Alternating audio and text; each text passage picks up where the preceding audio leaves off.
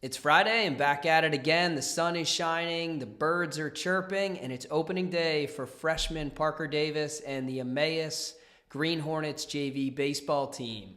Speaking of baseball, did you hear the joke about the pop fly?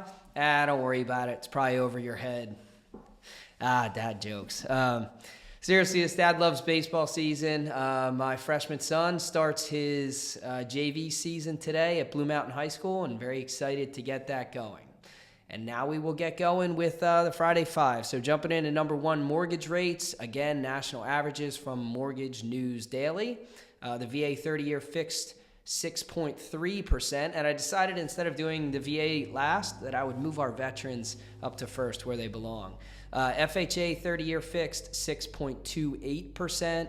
And conventional 30-year fixed 6.81%. Also, I got a call this week from Dave Ramsey, and he told me that I really should add the conventional 15-year fixed rate as well. So 15-year fixed rate, 6.25%. Number two, did you know that a seller may be required to disclose that their house is haunted?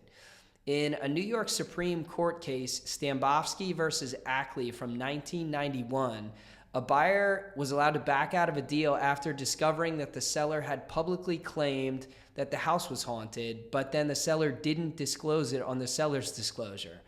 So what's the moral of the story? If you've been bragging about your ghostly roommates, you have to disclose it to potential buyers. Oh, and the best part of the whole thing, the court case is now referred to as the Ghostbusters ruling.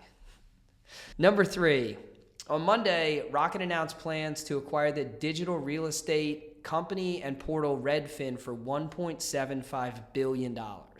So this is a strategic move from Rocket to align its mortgage services with Redfin's extensive home search platform and agent network.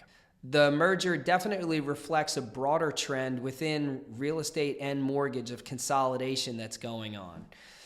So what's my take on this? Rocket definitely has been an industry leader when it comes to technology and efficiencies in the mortgage process, but they haven't always been the best at navigating the challenges of purchase transactions or challenging borrowers within the mortgage space.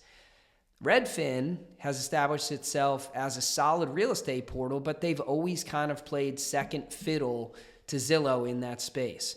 So I guess the question is, does two good, not great companies joining forces help them create one great organization?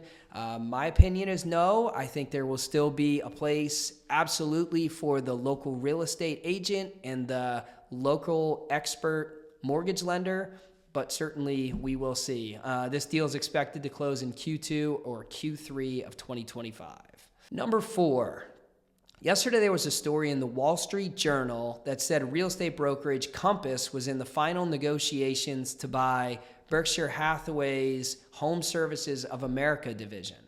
So this was pretty big news when it first came out. It was on the Wall Street Journal, as I said, on Inman, and would have created, if the merger or the acquisition occurred, would have created one really big real estate company. And I think Compass already is number one nationally when it comes to real estate volume. And then they would have added in the Berkshire Hathaway Home Services division, and that would have made them that much bigger. But then last night, Home Services CEO Gino Blafari, hopefully I'm saying his name right, he put out a memo that completely denied these claims, and he said, I quote, "There are no discussions, negotiations, or agreements to sell Home Services or any of its affiliated companies, and that includes the Berkshire Hathaway Home Services franchise business."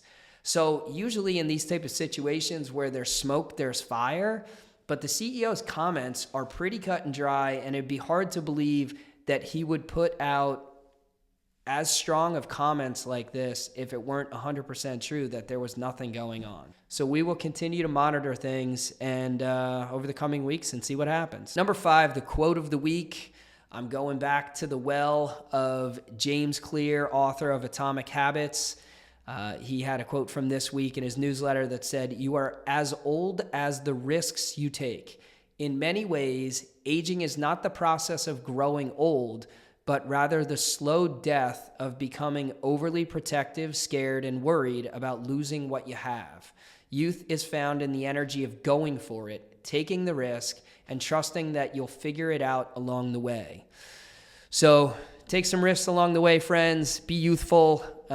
Don't get stuck in playing it safe all the time, and have a great weekend. I'm going to run a marathon in Virginia Beach on Sunday, so hopefully I have a great race, and I'll tell you about it next week.